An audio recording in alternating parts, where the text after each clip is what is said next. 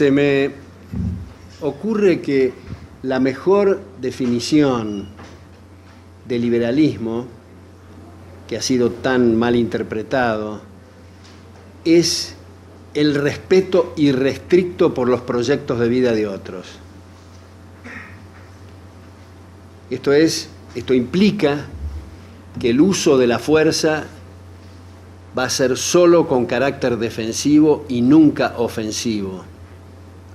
Y la prueba o el test no es la tolerancia con las personas que comparten nuestro proyecto de vida, sino las personas que disienten con nuestro proyecto de vida.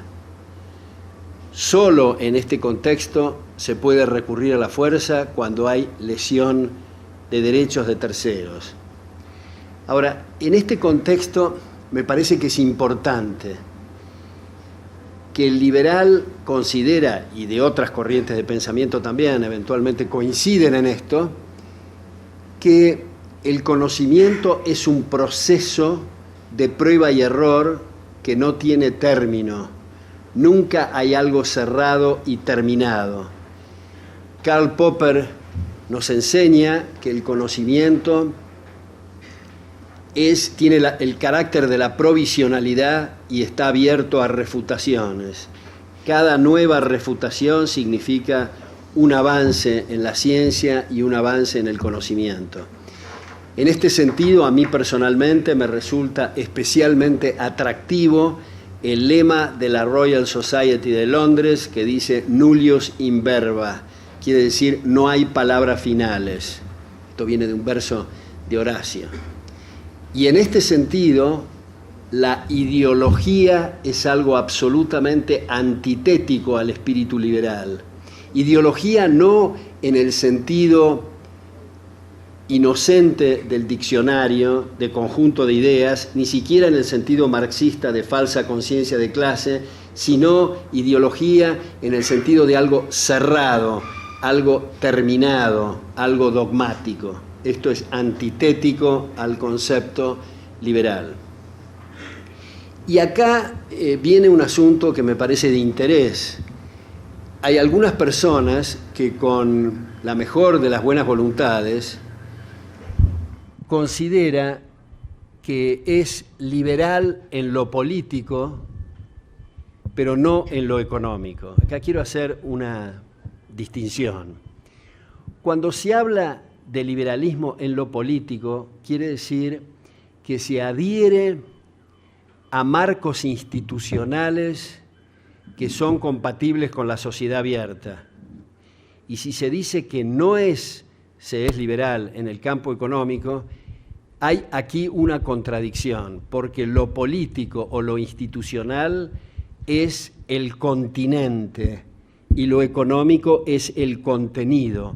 Entendiendo por económico, también me parece importante subrayar no solo la concepción neoclásica de algo con ruido a metal y puramente crematístico, sino en el sentido de Ludwig von Mises, de económico como asimilable a la acción humana.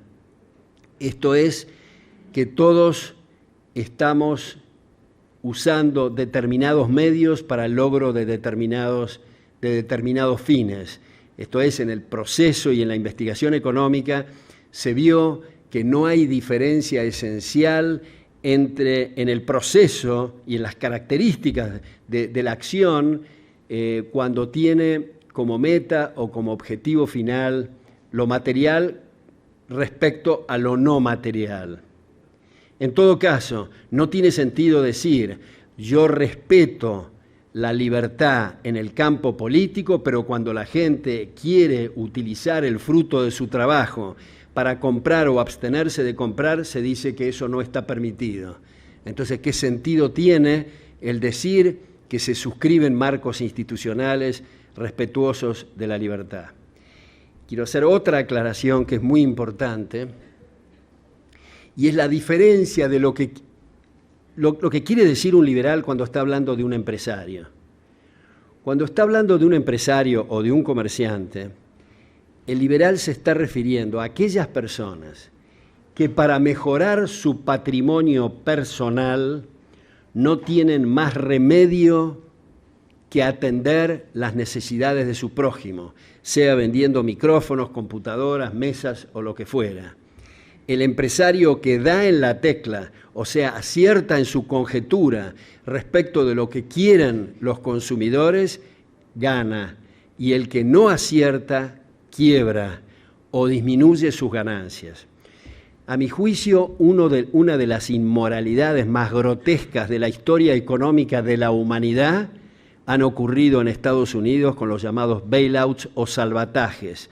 Esto es, que los pequeños empresarios y los que no tienen poder de lobby se ven obligados a financiar bancos, compañías de seguros e industrias automotrices que han sido ineptas, irresponsables o las dos cosas al mismo tiempo. Entonces, cuando estamos hablando de empresario, estamos hablando de aquel que para mejorar su posición patrimonial debe servir a sus semejantes.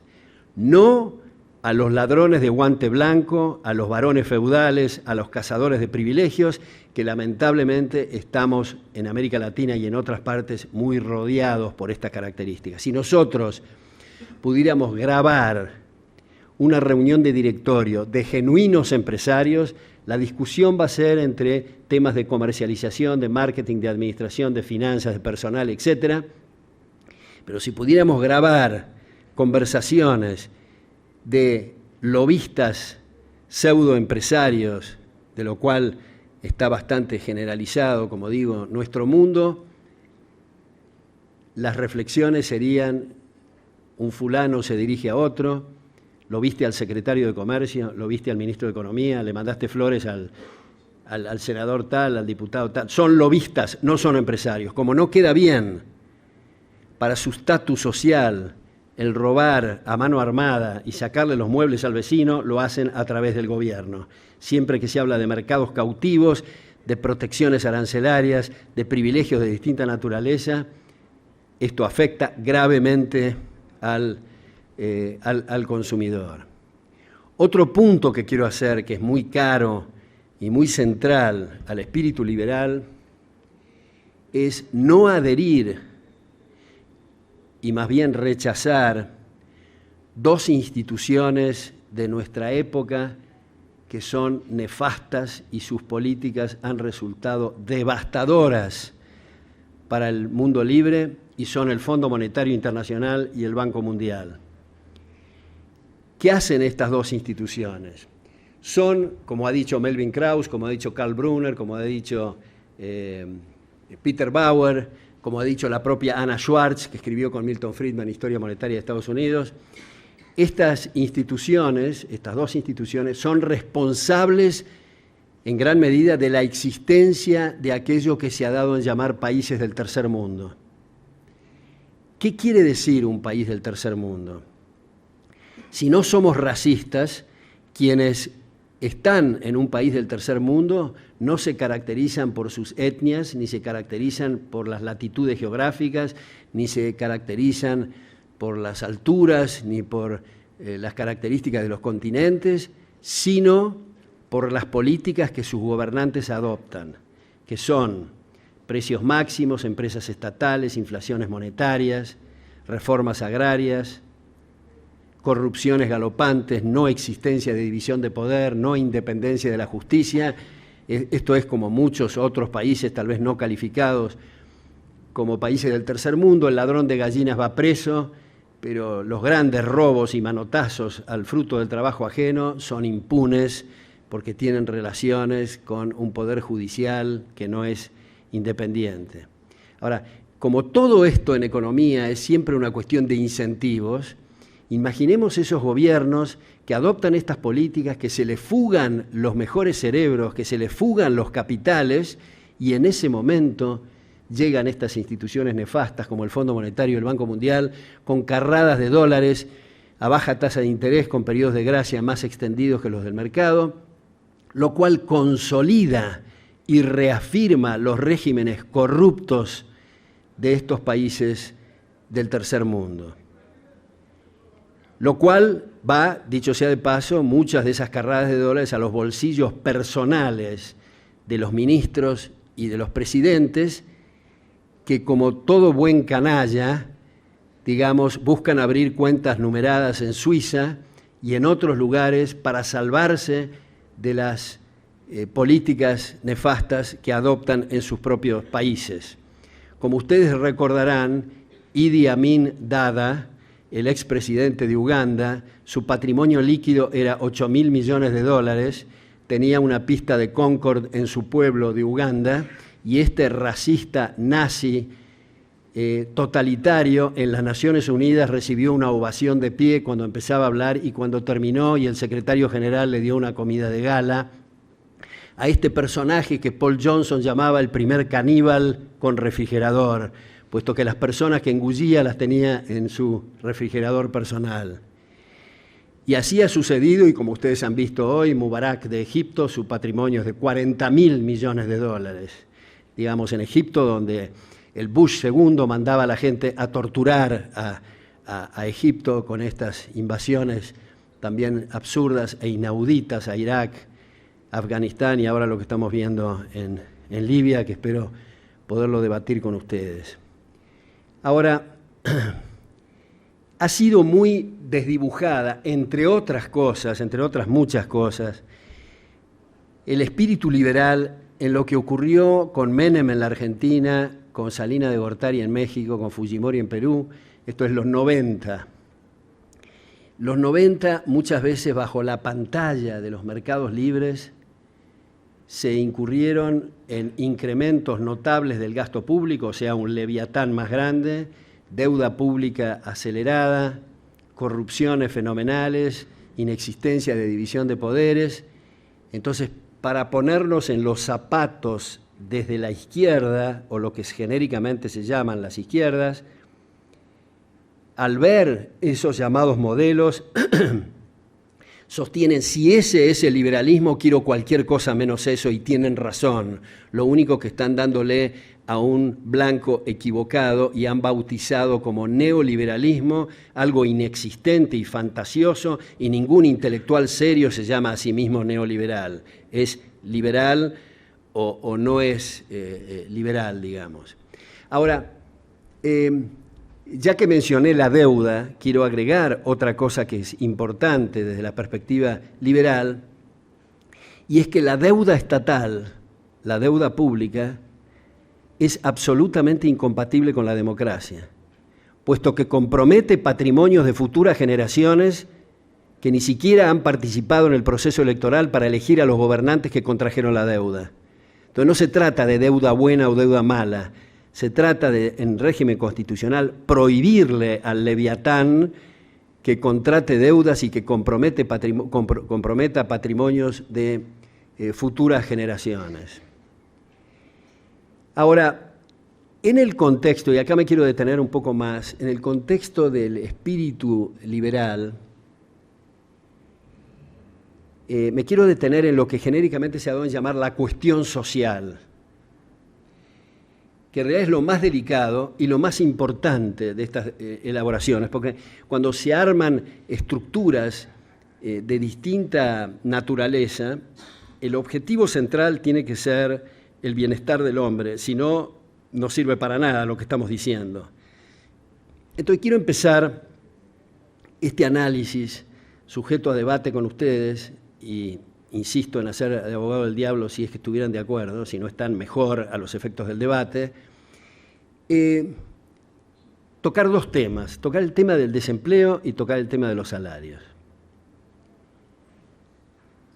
Mi tesis, o la tesis liberal, es que si hay acuerdos libres y voluntarios entre las partes, no hay tal cosa como desempleo nunca, bajo ninguna circunstancia, no importa el grado de pobreza más brutal o de riqueza más exorbitante.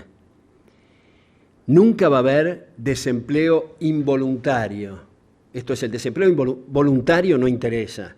La persona que se está rascando, vive de rentas o está de vacaciones, en fin, ese no es el problema. El problema es las personas que ofrecen su trabajo y no encuentran dónde hacerlo. Esto es un drama, esto es una tragedia, no solo para el desempleado, sino para toda la economía, puesto que va a contar o se va a contar con una fuerza laboral menor. Y esto tiene consecuencias en el nivel de vida.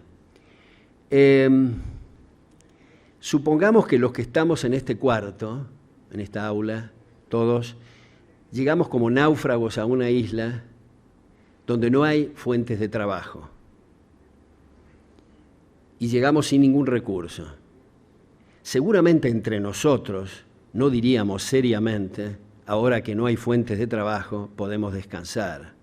Nos vamos a dar cuenta enseguida que no nos alcanzan las horas del día ni de la noche por todo lo que tenemos que hacer para sobrevivir. Unos se treparán a los árboles para obtener cocos, otros pescarán, otros harán otro tipo de actividades y están todos empleados y están intercambiándose los salarios en términos de peces o en términos de cocos. Desde luego alguien puede decir, bueno, pero en esa isla podemos imaginarnos que los salarios van a ser miserables y muy bajos. Es cierto, pero ese es otro tema que vamos a pasar enseguida. Estoy hablando solo del desempleo. Bueno, pero en un país muy pobre los salarios pueden ser 20 platos de frijoles al mes, es cierto. Nadie dijo que el salario tiene que ser monetario, pero mi punto es que no hay desempleo si hay arreglos libres y voluntarios. Ahora, como he puesto este ejemplo el otro día, supongamos que yo llego a esta isla y he estudiado 20 años o 25 años para ser doctor en física nuclear y les ofrezco a ustedes y digo, yo ofrezco mi trabajo como doctor en física nuclear. Y ustedes me responden, mire, nosotros no sabemos qué es doctor, ni qué es física, ni qué es nuclear. Acá necesitamos a alguien que are con las uñas eventualmente para obtener trigo o lo que fuera. Si yo me empecino a ofrecerles el servicio de doctor en física nuclear, yo voy a estar desempleado, pero ese desempleo es voluntario. Cuando estamos hablando de relaciones sociales, interlaborales, lo importante es lo que ustedes necesitan de mí, no lo que a mí se me ocurre y ustedes tienen que necesitar. Entonces a mí, digamos, para poner un ejemplo un poco estrafalario, si ustedes quieren, supongamos que ahora, en este contexto y en este momento, yo les digo, les ofrezco mi trabajo como especialista en cuchicuchi. Ustedes me dicen, no sé de qué diablos está hablando este fulano, pero en fin, eso no, si yo me empecino en ofrecer mis labores como cuchicuchense, voy a estar desempleado y tengo todo el derecho de hacerlo y todo el derecho de insistir en que quiero que me tomen como cuchicuchense, pero voy a estar desempleado.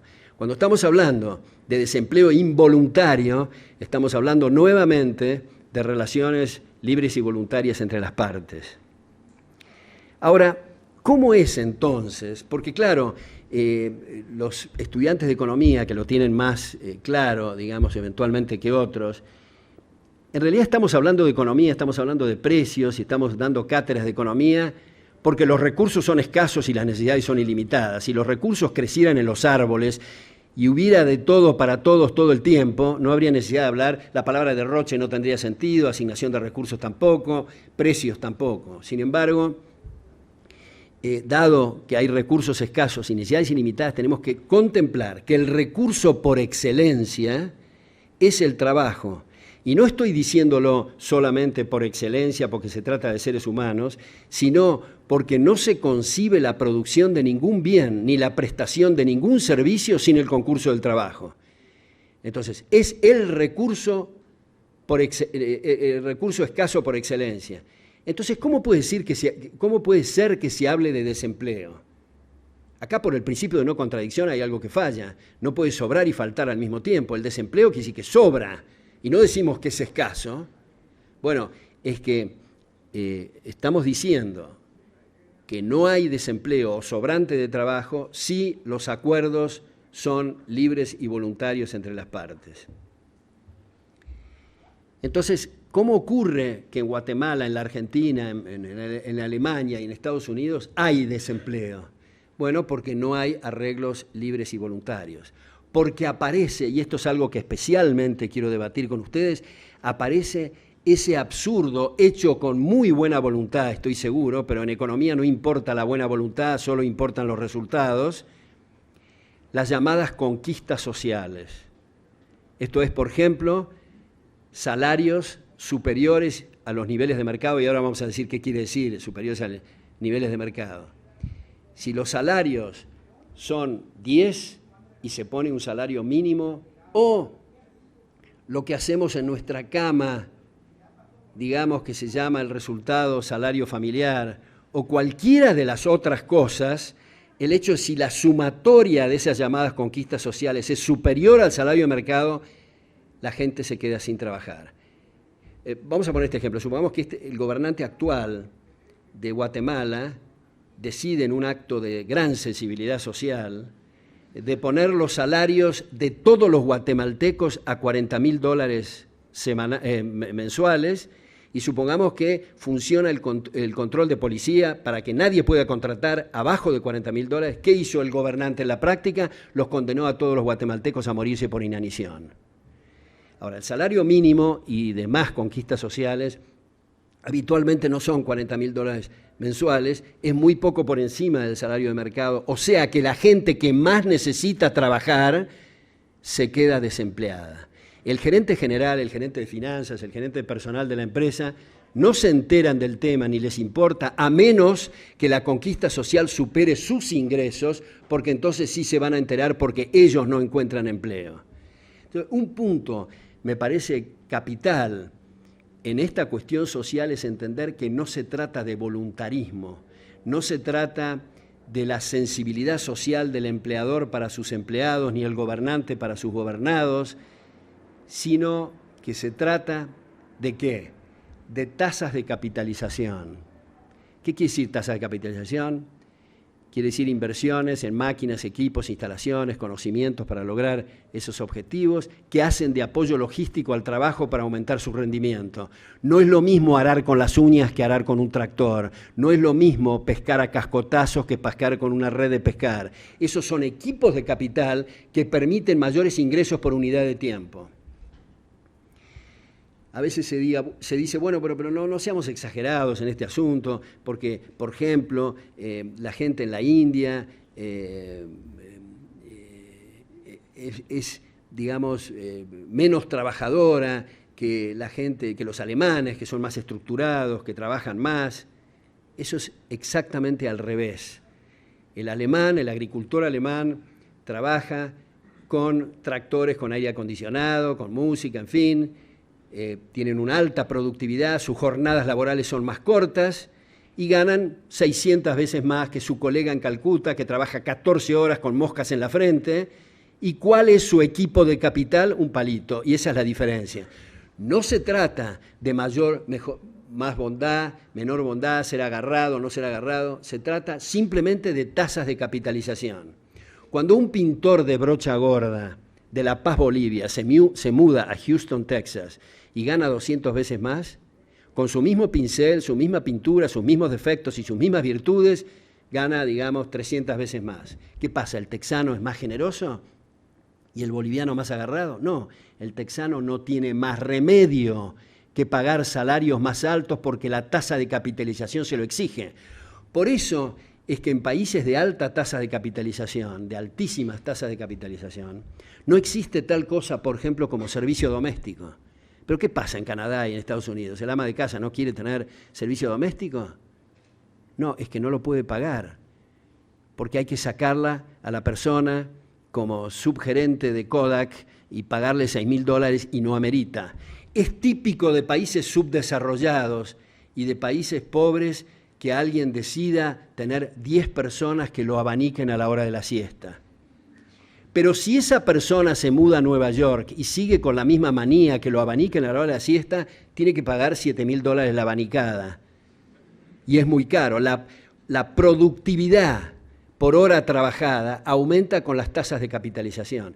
Vamos a tratar de ilustrarlo de esta manera.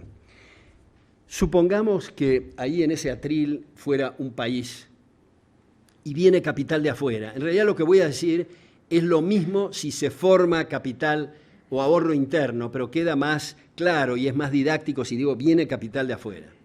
Vamos a hacer dos supuestos acá, en ese país que es el atril. Primero, que los arreglos contractuales son libres y voluntarios, pero supongamos es un país muy pobre y están ganando, no sé, qué sé yo, $100 mensuales.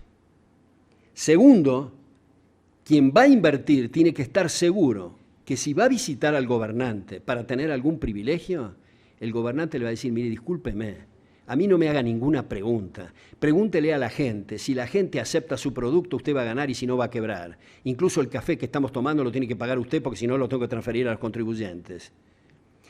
Si está seguro que no puede obtener privilegios y es un mercado abierto, ocurre lo siguiente. Primero, ¿qué tiene en la cabeza el capitalista que invierte en ese país? Solo una cosa, y es servir el capital, obtener el mayor retorno sobre la inversión posible.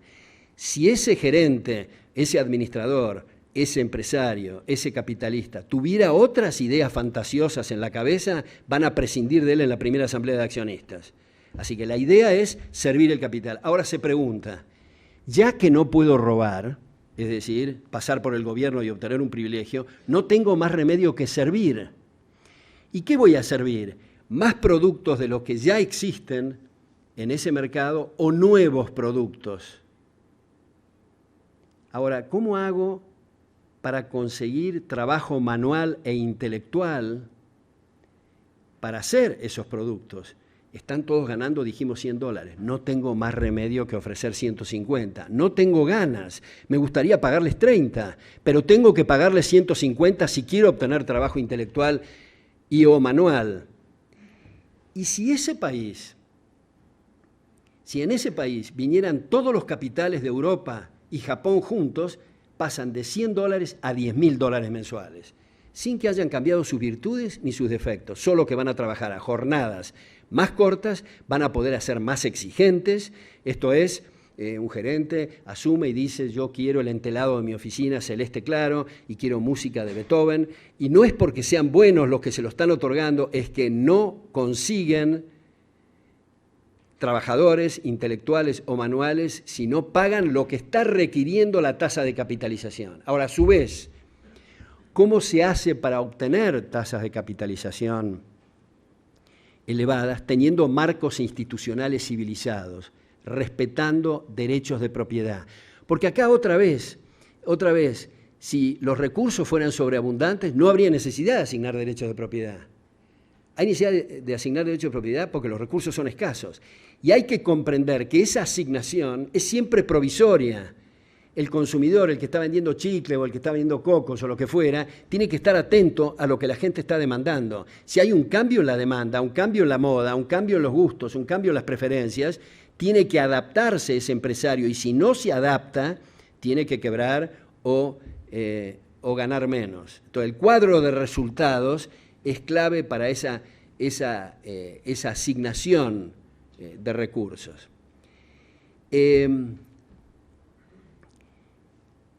A veces se dice y se caricaturiza esta cuestión laboral, imaginándose un fulano muy bien vestido, con galera, generalmente con un abdomen muy pronunciado, con una cadena de oro bastante pesada que le cruza el abdomen, y está negociando con una persona que está descalza, que no tiene para llegar a fin de mes, eventualmente a fin de semana, eventualmente a fin del día.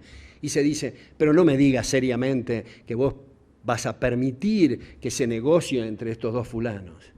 Es que ahí hay un error tácito, implícito en este razonamiento, y es que es absolutamente irrelevante cuál sea el patrimonio líquido neto o cuál sea el volumen que tiene depositado en cuenta corriente las partes.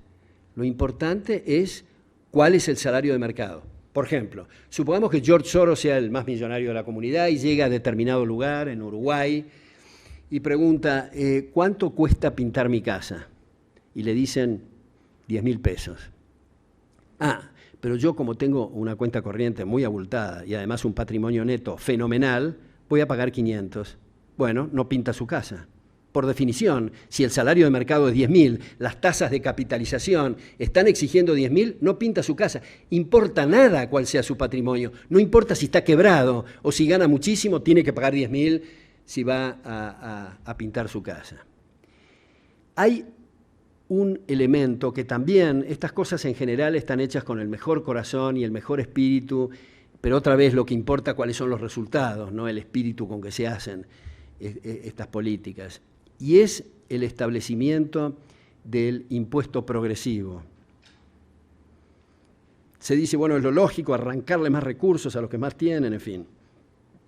Vamos a analizar cuál es el efecto del impuesto progresivo, dejando de lado el entusiasmo muy grande que ha puesto Marx en el Manifiesto Comunista de 1848, en 2 puntos, insistir en el impuesto progresivo para hacer explotar al sistema capitalista. Dicho sea de paso, y digo entre paréntesis, es muy difícil combatir, digamos, a la filosofía comunista adoptando los 10 puntos servilmente que aconsejó Marx en el Manifiesto Comunista, como en gran medida adopta el mundo libre. Pero vamos a decir, aparte de quién lo propone y quién lo combate, imaginemos una pirámide patrimonial. Los que más tienen están en el vértice y los que menos tienen están en la base.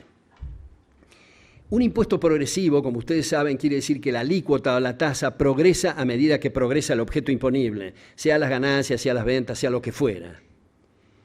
Supongamos que se establecen impuestos progresivos. El que está abajo en la pirámide y sube un poquito, le sacan el 25, sube otro poco el 30, el 45, el 70, no llega en la perra vida, digamos, al vértice. Hay un sistema feudal que se está estableciendo con el impuesto progresivo y está atacando una base muy importante de la sociedad abierta, que es la movilidad social. En un sistema abierto, el que está en el vértice y no sirve tiene que bajar con la velocidad necesaria, y el que está en la base y sirve tiene que subir con la velocidad necesaria. En países donde hay fuertes impuestos progresivos y vemos que hay alguna movilidad social, es porque están evadiendo o se ganaron la lotería. Pero dentro del sistema es imposible progresar. Entonces, no quiero hacer cosas ad hominem, digamos, pero en Estados Unidos, antes de establecer el impuesto progresivo a las ganancias, los Rockefeller, los Kennedy, en fin, se ubicaron en el vértice, y es el impuesto progresivo, a pesar de que se hace para castigar a los más ricos, es un privilegio para los ricos porque lo están eliminando a los que vienen de abajo. Los que entienden y los que saben de rugby se llama hand-off, es decir, lo están eliminando a los que vienen de abajo. Se establece un sistema feudal. El que nace rico, muere rico, el que nace pobre, muere pobre, independientemente de sus eficiencias. Primer defecto muy grave del impuesto progresivo. Segundo defecto: altera las posiciones patrimoniales relativas. Esto es, todos los que estamos en este cuarto tenemos posiciones patrimoniales relativas, de 2 a 6, de 3 a 1, lo que fuera. Si hay un impuesto proporcional, esto es, todo el mundo paga el 10%, y ya se sabe que el 10% de 1.000.000 es más que el 10% de 1.000. O sea, el que está ganando más, paga más, pero todos con la misma alícuota. Una vez que pasa el rastrillo fiscal y se cobró un impuesto proporcional, todas las posiciones patrimoniales relativas quedaron intactas, con bolsillos y carteras menores, digamos, pero quedaron intactas. Cuando se establece un impuesto progresivo, ocurre la siguiente paradoja. Vamos al supermercado, compramos chocolate, lechuga, en fin, estamos distribuyendo allí ingresos, estamos asignando factores productivos, estamos determinando posiciones patrimoniales relativas, estamos premiando más al del chocolate que el del durazno o lo que fuera. Sin embargo, cuando se establece el impuesto progresivo, se altera y se contradice lo que acabamos de decir, hacer e indicar en el supermercado. Todas las indicaciones que hicimos en la asignación de recursos se alteraron. Dijimos que creíamos que la leche debe ser más premiada, por ejemplo, que los relojes. Sin embargo, después del impuesto progresivo, quienes obtienen ingresos por la leche y quienes obtienen ingresos por los relojes, se alteran esos indicadores. ¿Y qué importa alterar los indicadores? Importa que los recursos son escasos y hay que aprovechar cada centavo. Esto significa dilapidar factores productivos. ¿Y qué importa dilapidar factores productivos? Importa porque las tasas de capitalización están determinando salarios, y si se consume capital, bajan salarios. Y por último, para señalar los elementos más centrales del impuesto progresivo y más contundentes, el impuesto progresivo es regresivo. Esto es, supongamos que se cobra un impuesto progresivo en una punta del 90% a los ingresos de un fulano. Ese fulano se va a poner de mal humor, eventualmente va a tener una úlcera, va a discutir con el contador, en fin, pero el efecto más grave no es ese.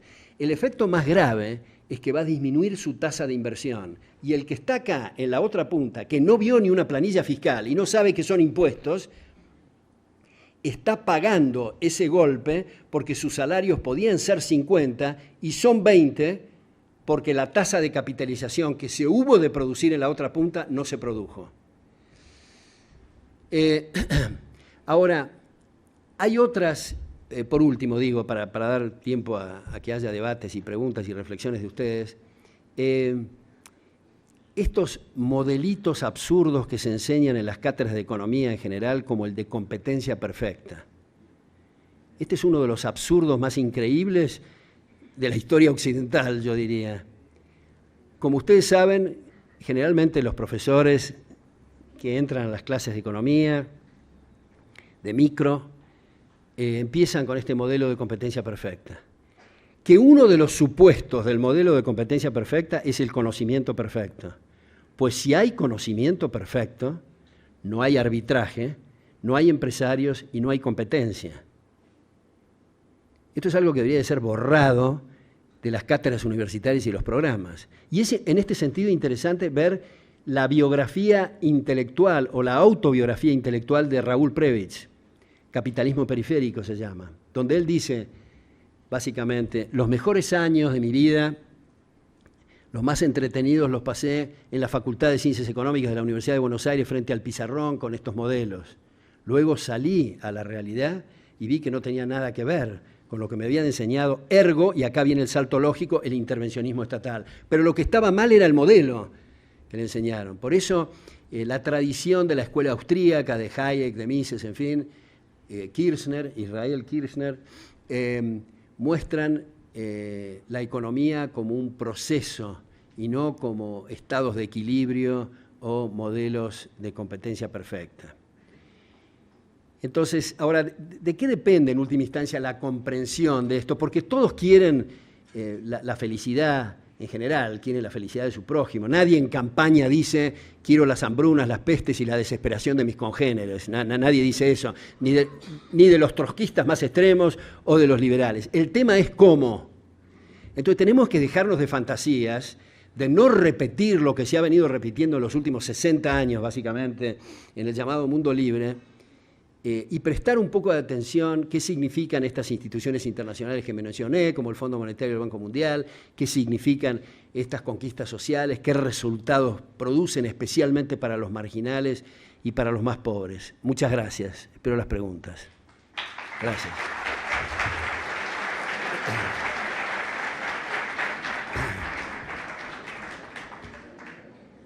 Sí, muchas gracias por la exposición, me pareció muy buena. Bueno, usted decía de que en el modelo de competencia perfecta no había competencia, pero es justamente eso lo que se fomenta en el modelo de competencia perfecta, que haya más competencia. Y al haber más competencia, bueno, lo contrario de competencia perfecta sería un monopolio, ¿verdad? Siga con la pregunta. Yo después y bueno, los monopolios realmente es lo que, bueno, todos los países están en contra de los monopolios, incluso Estados Unidos y todos los países desarrollados saben que el monopolio lo que incentiva pues es a la desigualdad, al hecho de que pocas personas tengan y puedan elevar los precios debido a que no tienen competidores. Y entonces la competencia perfecta, en mi punto de vista, es buena para Guatemala y para toda sociedad, al igual que, por eso hay leyes antimonopolio, porque se necesita de que haya competencia para que los empresarios tengan esa regulación. Bueno, yo creo que no se ha manejado de la mejor manera poniendo pues tasas impositivas a productos, pero bueno, yo creo que aquí, ¿quién de nosotros compra un yate? Bueno, tal vez más de alguno, ¿verdad? Pero si tenemos, o sea, si tenemos, era un comentario, realmente no era, bueno, mi pregunta sería como, bueno, realmente yo apoyo el libre comercio, realmente, porque yo creo que incentiva a los empresarios a poder desarrollar. ¿Quién de nosotros tiene yates? Si nosotros cobramos un 300% de intereses por los yates, bueno, bajaríamos de que la gente aquí comprara yates, pero era un comentario, no sé si se pueden comentarios también. Sí, adelante, adelante. Sí, entonces, si nosotros ponemos tasas impositivas a los yates, pues es cierto, damnificaríamos a la gente que compra yates.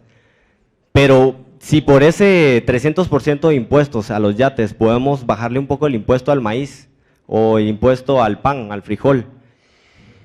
Ese era mi comentario. Bueno, le agradezco esa reflexión. Yo diría que lo podemos dividir en 4 puntos a eso. Uno, lo de la competencia perfecta otra vez, otro, el monopolio, el igualitarismo y el tema fiscal. Respecto de la competencia perfecta, no sé si fui lo suficientemente claro, Pero lo que digo es que si el supuesto de la competencia perfecta como es el conocimiento perfecto, si hay conocimiento perfecto, no hay disparidad entre costos subvaluados y precios, que es lo que está buscando el empresario para obtener un margen operativo. Si hay conocimiento perfecto de todos, los costos son iguales a los precios y no hay posibilidad de arbitraje. Por lo tanto, hay inexistencia de empresario. La actividad empresarial es que está estimando que los costos están subestimados en términos de los precios finales y conjetura que va a sacar partida por la diferencia. Si hay conocimiento perfecto, eso desaparece. Por eso no solo no hay competencia, sino que no hay empresarios, no hay arbitraje. Respecto del monopolio, me parece importante detenernos un minuto en esto. El problema gravísimo del monopolio es el monopolio legal, es el monopolio otorgado por la autoridad estatal, por el monopolio de la fuerza que llamamos gobierno, sea privado o sea estatal. Esto significa necesariamente que hay un perjuicio para los consumidores, puesto que si no hubiera existido ese decreto gubernamental que estableció el monopolio, el consumidor hubiera podido obtener una mejor ventaja o una ventaja mayor. Ahora, el monopolio no estatal, no legal, es una gran virtud hacia la esencia del progreso. Imaginemos nuestros ancestros, y todos venimos de las cavernas y de la situación más miserable, cuando no del mono. El individuo que descubrió el arco y la flecha, si hubiera habido una ley antimonopólica, no lo hubiera podido aplicar. Seguiríamos con taparrabos y garrotes si hay monopolio de la fuerza. El que está descubriendo un nuevo equipo electrónico o un nuevo programa, o el que está descubriendo un nuevo remedio, un nuevo fármaco, un nuevo producto farmacéutico, no lo podría hacer si hay leyes antimonopólicas. Leyes antimonopólicas significa que no puede haber progreso. Pero lo interesante del proceso de mercados abiertos es que si alguien es monopólico en el arco y la flecha o lo que fuera, y el mercado está abierto, cualquiera que considere que es muy provechoso ese reglón puede entrar a desbancarlo y a competir con él. Luego el tema del igualitarismo. Yo creo, como dice Robert Barrow, este profesor de Harvard, la gente se lo pasa haciendo cálculos, la Gini ratio para ver dispersión de ingresos y todo lo demás, pero lo importante no es el delta o la diferencia de ingresos, sino que se establezca un sistema en los cuales todos puedan progresar. La diferencia de ingresos las estamos haciendo nosotros en un mercado abierto. O sea, si le damos muchos recursos al que vende camisas, estamos haciendo una diferencia entre el que vende camisas y pantalones. Ese delta lo estamos estableciendo nosotros y es importante que así sea si consideramos que es una buena asignación de recursos. Desde luego que si observamos una serie de pseudoempresarios o varones feudales que aumentan sus patrimonios, o gobernantes o políticos que obtienen recursos mal habidos, esas diferencias de rentas y patrimonios son una injusticia fenomenal. Pero no es eso lo que estoy hablando, sino en mercados abiertos. Y por último, la cuestión fiscal que usted mencionaba. Lamentablemente, en estos sistemas, los gobiernos, que teóricamente son para proteger los derechos de los gobernados, tratan al contribuyente como si fuera una planta de un limonero, digamos, que hay que exprimir al máximo sin destruir la planta porque se quedan sin ingresos. Eso no es una forma de respetar al contribuyente. Entonces, hay una maraña brutal de impuestos, unos se superponen a otros, nadie entiende cuánto tiene que pagar y tenemos que caer en esa figura, en esa especie de esperpento que son los expertos fiscales. Expertos fiscales que se podían dedicar a actividades útiles si hubiera un sistema simple desde el punto de vista fiscal y cualquier persona entiende lo que tiene que pagar. Pero hoy día la mayor parte de la gente, empresarios, en fin, actividades lucrativas, tiene que hacer un seminario para entender cuánto tiene que pagar de impuestos y cuando termina de hacer el seminario tiene que hacer otro porque se reformó la ley fiscal. Entonces es un embrollo. El punto es cobrar la menos cantidad de impuestos que se pueda para tener excelente seguridad y excelente justicia, que es generalmente lo único que los gobiernos no hacen. Quisiera saber su opinión en 3 temas. En la primera, lo que dice usted, la política fiscal, la criticó con lo que dijo Marx, pero quisiera ver su opinión en lo que dijo Keynes, utilizarlo para regular el mercado, ya que usted mismo lo ha dicho, los modelos de competencia perfecta pues no sirven para nada, y más lo que tenemos en la realidad son monopolios, o sea, competencia imperfecta. Quiero saber esa es su opinión, ya que sería interesante saberlo bajo el punto de vista de Keynes. También quiero saber su opinión sobre, usted ha criticado también lo que era la reforma agraria, que era algo que venía en detrimento de la propiedad privada y también de la economía. Pero quisiera poner un ejemplo de Taiwán, que fue favorecido con los Estados Unidos y lograron hacer reforma agraria en Taiwán para poder desarrollarlo. Y miremos qué es Taiwán ahora. Y el tercer aspecto, ¿qué podemos hacer nosotros para verlo el empleo y el desempleo aquí en Guatemala cuando las posiciones son muy cerradas? Como lo que Smith dijo en una oportunidad en sus tesis, el hombre económico. ¿Qué podemos hacer nosotros si el mercado no puede pues, redistribuir ese empleo y ese salario digno si cada uno se cierra en su propio interés? Gracias. Bueno, el primer punto respecto de Keynes, para ponerlo en una píldora y hacerlo muy corto, tal vez excesivamente sobresimplificado, Keynes, su receta central es el déficit fiscal financiado con expansión monetaria. Eso significa inflación monetaria que perjudica muy especialmente a la gente más necesitada. Es lo que está haciendo, lo que ha hecho Bush segundo en Estados Unidos y lo que está haciendo Obama, monetizar la deuda. Ahora, la inflación monetaria, al revés o al contrario de lo que mucha gente dice, no es el aumento general de precios. El efecto de la inflación es la distorsión en los precios relativos. O sea, si todos los precios aumentaran en forma igual e uniforme con la expansión monetaria y los salarios también son un precio, no habría problema que los precios aumenten al 50% mensual, semanal o diario, si nuestros salarios aumentan al 50% diario, semanal o mensual.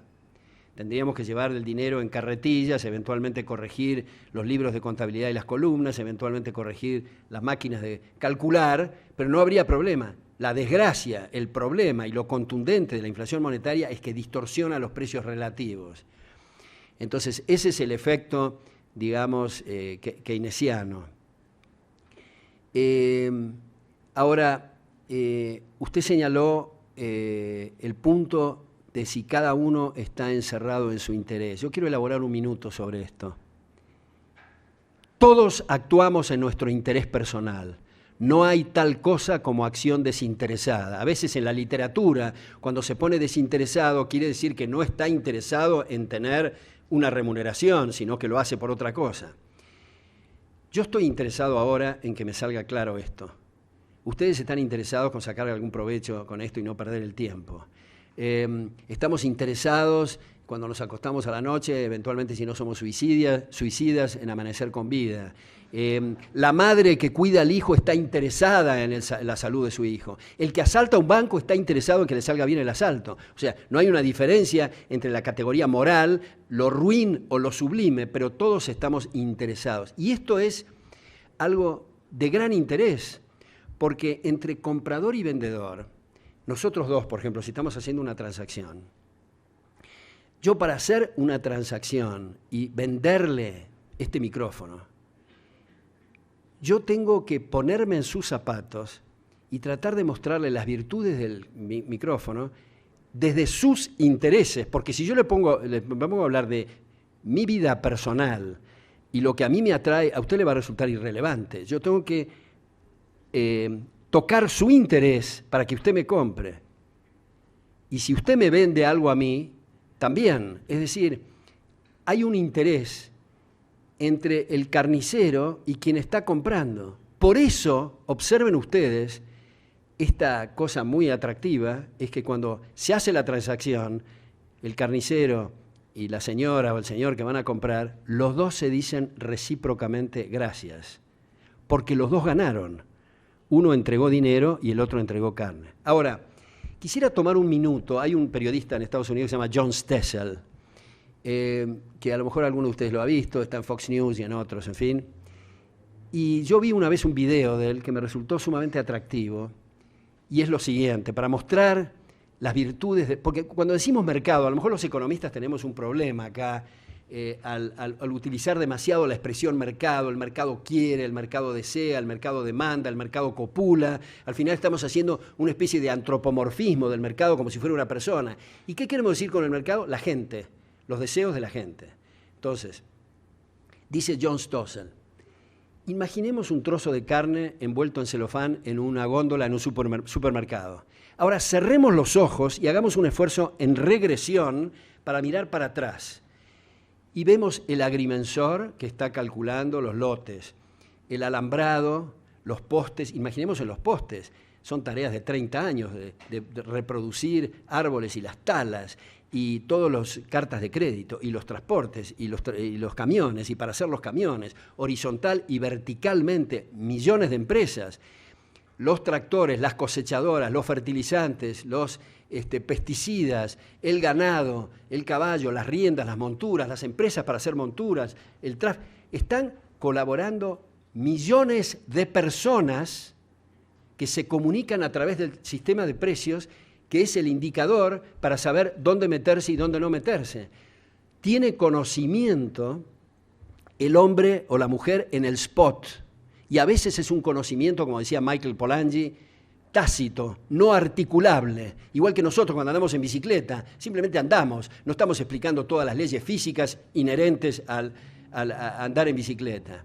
Y nadie estaba pensando en el pedazo de carne en la góndola. Sin embargo, oh milagro, está la carne después de millones de arreglos que se han hecho a través del sistema de precios. Ahora viene la arrogancia fatal, como diría Hayek, el socialista, el intervencionista que dice, no, un minuto, no podemos dejar a la anarquía del mercado, todo esto vamos a controlar. Y ahí desaparece el celofán, el pedazo de carne, la góndola y eventualmente el supermercado, hay escasez, no hay nada, desarticuló todo y concentró ignorancia.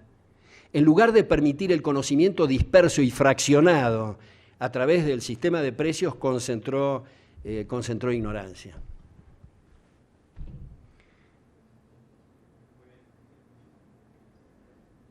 Me gustaría conocer realmente cuál es su postura en el enfoque de la tesis liberalista en el caso actual de China, la economía que está llevando China hoy por hoy y cómo es que está dominando el mercado global. Bueno, me parece muy interesante también esto y difícil la pregunta. Yo diría, esta es mi impresión, que sigue un poco la línea de Guy Sorman en este último libro que publicó que se llama China, el imperio de las mentiras.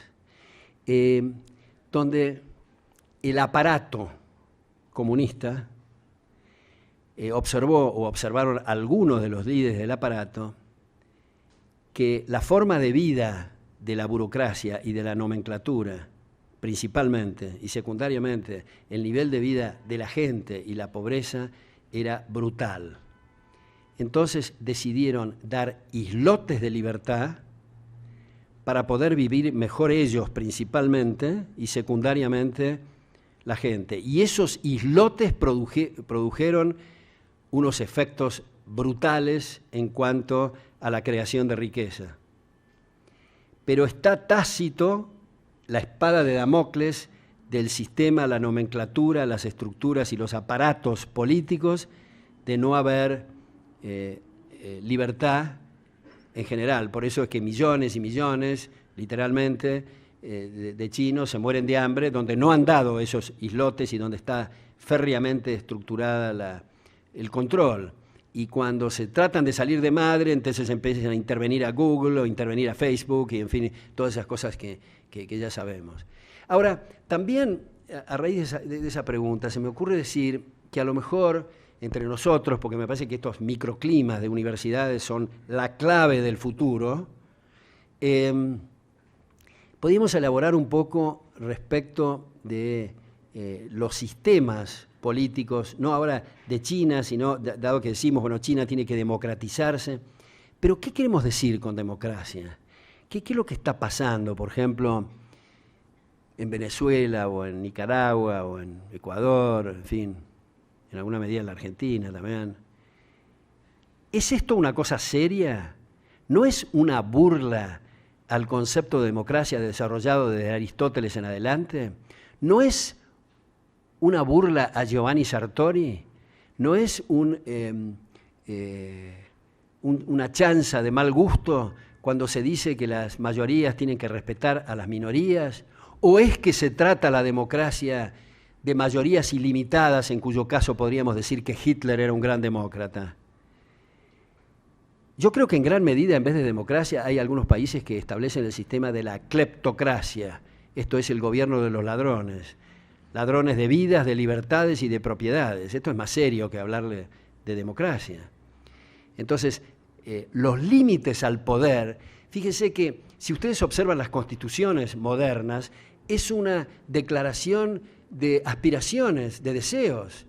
Poco menos que hay el derecho a la carcajada profunda, no sé en qué constitución hay, a la felicidad suprema, porque no es cualquier felicidad, la suprema que otorga el gobierno. Fíjense ustedes, en Ecuador, la última asamblea constituyente, las huestes de Correa sugirieron incluir en la Constitución, por suerte la moción no prosperó, incluir en la Constitución el derecho al orgasmo de la mujer. Y había algunos individuos que no entendían y decían, ¿por qué no al hombre? Pero en fin, digamos, eso no es serio, eso es una cosa orwelliana. Eso es una cosa orwelliana. En realidad, cuando estamos hablando de un derecho, y esto me parece importante para los estudiantes de Derecho, pero también para economía, dado el avance de Law and Economics, ¿no? ¿Qué quiere decir un derecho? Si yo les digo a ustedes, miren, yo gano 1.000, la contrapartida de eso es que hay una obligación universal de respetarme los 1.000. Pero si yo digo, yo debo ganar 2.000 y solo gano 1.000, y el gobierno me otorga ese derecho, quiere decir que hay que sacarle a alguien para darme a mí la diferencia. Y al sacarle a alguien se ha lesionado el derecho de él, por eso es un pseudo derecho. Y todos estos son pseudo derechos, no es el caso solamente de Ecuador, también es el caso de la Argentina, en Brasil. Hace relativamente poco, se derogó ahora, había una cláusula constitucional que establecía cuál debe ser la tasa de interés en términos reales. Esto no es una cosa seria.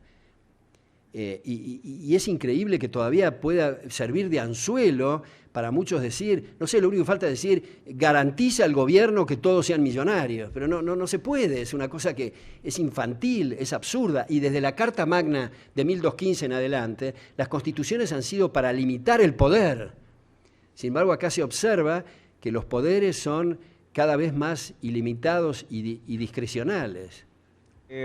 Usted hablaba acerca del desempleo como que uno de los problemas principales era la falta de acuerdos libres. Y entonces mi pregunta es acerca del salario mínimo. Usted, para que yo lo comprenda mejor, bajar el salario mínimo o incluso abolir el salario mínimo implicaría ampliar entonces la oportunidad de que las personas se pudieran emplear. Esa es la primera pregunta. Y la segunda es acerca de la orientación que hay del trabajo. Usted dijo que el trabajo era un recurso escaso, pero que no existía como una orientación adecuada o no nos estamos preparando adecuadamente para cubrir las necesidades laborales que hay. Es decir, se nos prepara en base a lo que queremos nosotros ofrecer, pero no a lo que se necesita ofrecer en ese ambiente. Bueno, respecto del primer punto, no se trata de bajar el salario mínimo, se trata de eliminar eso que es una fantasía, como estoy diciendo. Realmente, si yo creyera, o si ustedes creen, que por medio de un salario mínimo se puede enriquecer a la gente, yo discutiría que se hagan esas negociaciones larguísimas para obtener el 15% o el 22.3%. No, yo haría el 7 billones% diario para hacernos millonarios de una vez, porque andar con cositas chicas. Pero lamentablemente no se puede, no es un tema voluntarista, esto depende de las tasas de capitalización. Respecto de la segunda parte, solamente para ilustrar esto del doctor en física nuclear y para poner énfasis en que tenemos que estar atentos a lo que los demás requieren de nosotros. Pero sé que hay mucha injusticia en esto, porque hay gente que observa que se necesita gente de tal profesión y hace esfuerzos y sacrificios notables para hacer esta carrera y resulta que después tiene que terminar manejando un taxi, digamos. Y eso es como consecuencia de sistemas nefastos que terminan distorsionando todos estos indicadores y produciendo un disloque fenomenal. Siento que no tengamos más tiempo porque he estado encantado con ustedes y espero haber tenido más tiempo para intercambiar ideas, pero ha sido un gran gusto para mí estar con ustedes. Muchas gracias.